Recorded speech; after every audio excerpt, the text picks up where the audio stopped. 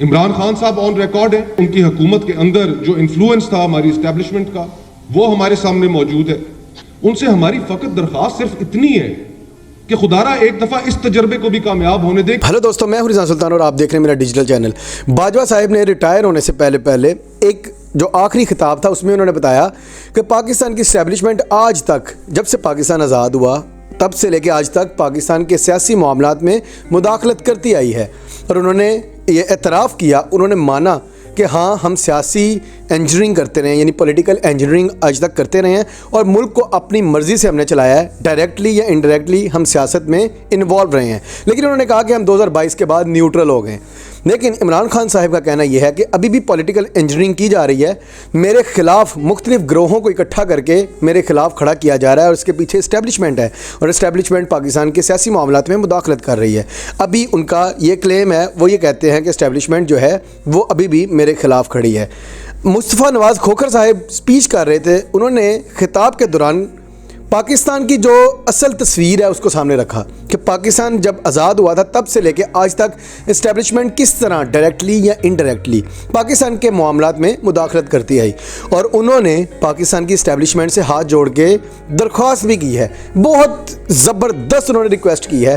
آئیے ان کی ان کی کلپ سنتے ہیں، اس کے بعد اس پہ بات کرتے ہیں. یہ جو گفتگو ہے کہ ملک چلانا کس نے ہے، یہ جب ملک بنتے ہیں تو اپنے بننے سے پہلے یا بننے کے فوراً بعد وہ یہ طے کر لیتے ہیں کہ ملک کس نے چلانا ہے اور کس نظام کے تحت ملک چلنا ہے.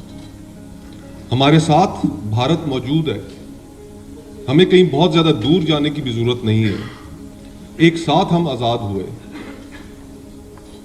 اور آزاد ہونے کے بعد آخر کیا وجہ تھی کہ پاکستان کے اندر پہلے جو ایڈلٹ فرینچائز کے تحت الیکشنز ہوتے ہیں، اس ملک کے باسیوں کو ووٹ دینے کا حق ملتا ہے، وہ 1970 میں جا کر ملتا ہے. اور جس وقت ہم پہلی دفعہ یہاں پر یہ اپنا رائٹ ایکسرسائز کر رہے ہوتے ہیں تو انڈیا میں ان کی 3 پارلیمنٹس اپنی میعاد پوری کر چکی ہوتی ہیں. نہ صرف اپنی میعاد پوری کر چکی ہوتی ہیں بلکہ چوتھے الیکشن کی طرف وہ جا رہے ہوتے ہیں. اور یہ ہم اپنی انسیپشن کے وقت بھی اس ڈیبیٹ کو طے نہیں کر سکے. اور ہماری انسیپشن کے بعد، ہماری آزادی کے بعد اس ملک میں مارشل لاء لگا.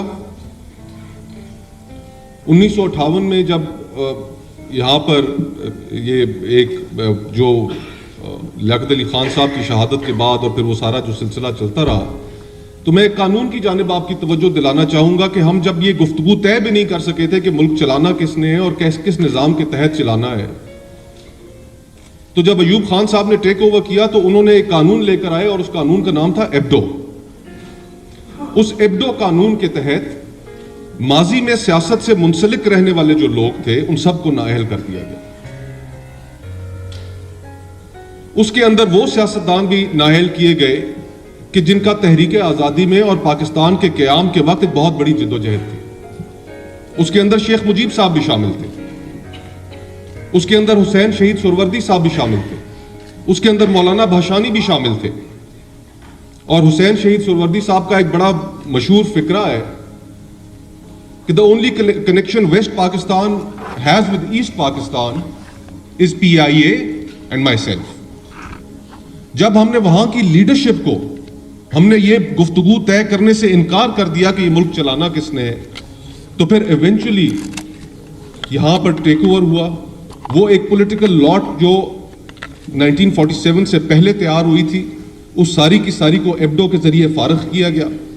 بڑے بڑے نام تھے اس کے اندر. اور پھر جب ملک ٹیک اوور ہو گیا، اس میں پھر ایسٹ پاکستان کا بھی جب ڈیبیکل آیا، جب ایک ٹریجڈی ہوئی، تو میں تو یہ سمجھتا ہوں کہ سیاستدانوں نے کیوں نہیں ڈیلیور کیا. وہ پاکستان کے لیے تاریخی طور پر ایک سب سے مشکل وقت تھا کہ آپ کا ملک 2 لاکھ ہو چکا ہے، آپ کے پاس آئین نہیں تھا، آپ کے 90,000 قیدی انڈیا کی قید میں تھے، پرزنرز آف وار تھے. اس وقت بھی ایک سیاستدان آگے بڑھا اور اس نے راہ دکھائی اور اس نے واپس معاشرے کے اندر ہوپ انسٹل کی.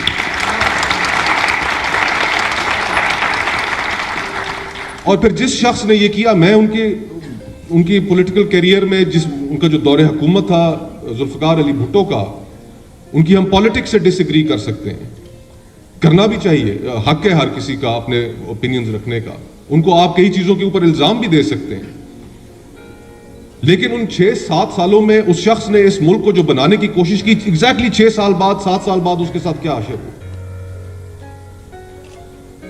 تو اس ملک میں سیاستدانوں کے اوپر جو سب سے ایک پولیٹیکل کلاس کے اوپر سب سے کڑا وقت آیا تھا، اس کڑے وقت میں انہوں نے یہ فیصلہ کیا کہ ہم نے ماضی کی غلطیوں کو نہیں دہرانا، ہم نے وہی چیزیں نہیں کرنی، اور انہوں نے مل کر اس ملک کو چلانے کے لیے ایک دستور اکٹھا کر لیا، اس کے اوپر یونینیمسلی اس وقت کی اسمبلی نے اس کو پاس کر لیا.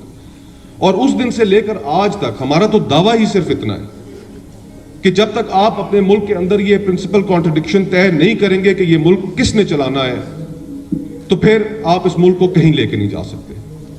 75 سال ہو چکے ہیں. ان 75 سالوں میں ہم نے ڈائریکٹ ملٹری انٹرونشنز دیکھی ہیں، ہم نے انڈائریکٹ ملٹری انٹرونشنز دیکھی ہیں، ہائیبرڈ کا ہم نے نظام دیکھا ہے کہ ایکسپیریمنٹس در ایکسپیریمنٹس. آپ سے خدا را ہماری جو اسٹیبلشمنٹ ہے، ہماری جو فوج ہے، ہماری جو انٹیلیجنس ایجنسیز ہیں، ان سے ہماری فقط درخواست صرف اتنی ہے کہ خدا را ایک دفعہ اس تجربے کو بھی کامیاب ہونے دیں کہ اس ملک کے لوگوں کو آزادانہ فیصلہ کرنے دیں کہ وہ کس کو حکومت دینا چاہتے ہیں.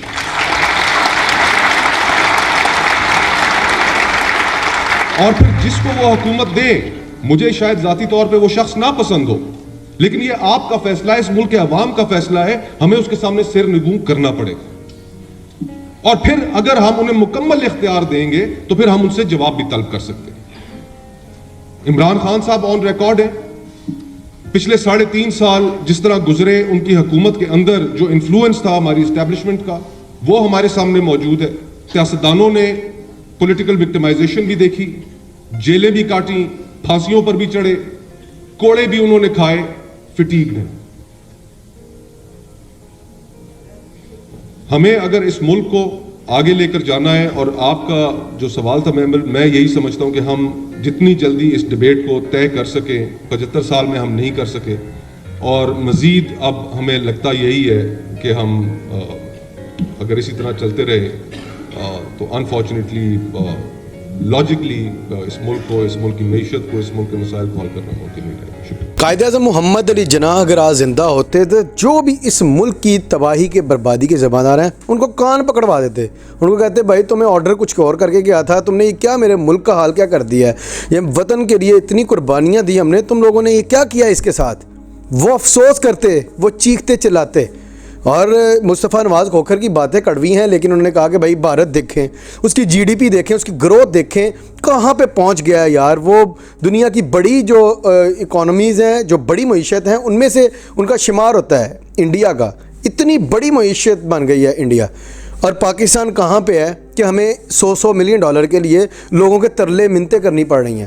اور بات ان کی ٹھیک ہے کہ پاکستان کی سیاست میں آج تک اسٹیبلشمنٹ نے اپنا رول ادا کیا، انہوں نے ایکسپیریمنٹس کیے. تو ایک ایکسپیریمنٹ یہ بھی کر لیں کہ پاکستان کے جو عوام ہے اس کو آزادانہ اپنی مرضی کا منتخب کردہ پرائم منسٹر چوز کرنے دیں، اپنی مرضی کا پرائم منسٹر لگانے دیں، اپنی مرضی کی حکومت اس عوام کو خود ہی چوز کرنے دیں.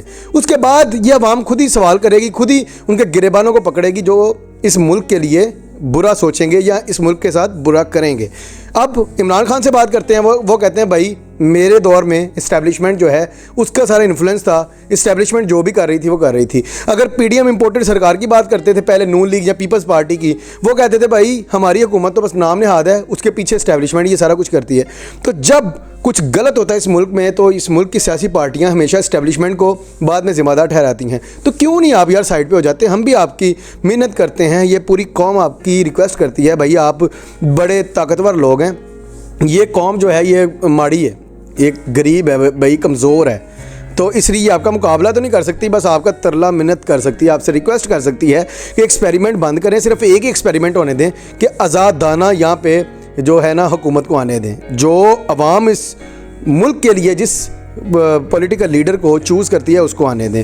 عوام اس ملک کے لیے جس پولیٹیکل پارٹی کو چوز کرتی ہے اس کو ہی اس ملک پہ حکومت کرنے کا حق ہے. اپنی رائے کا اظہار کمنٹس میں ضرور کیجیے گا. اگلی ویڈیو میں ملتے ہیں، تب تک کے لیے اللہ حافظ.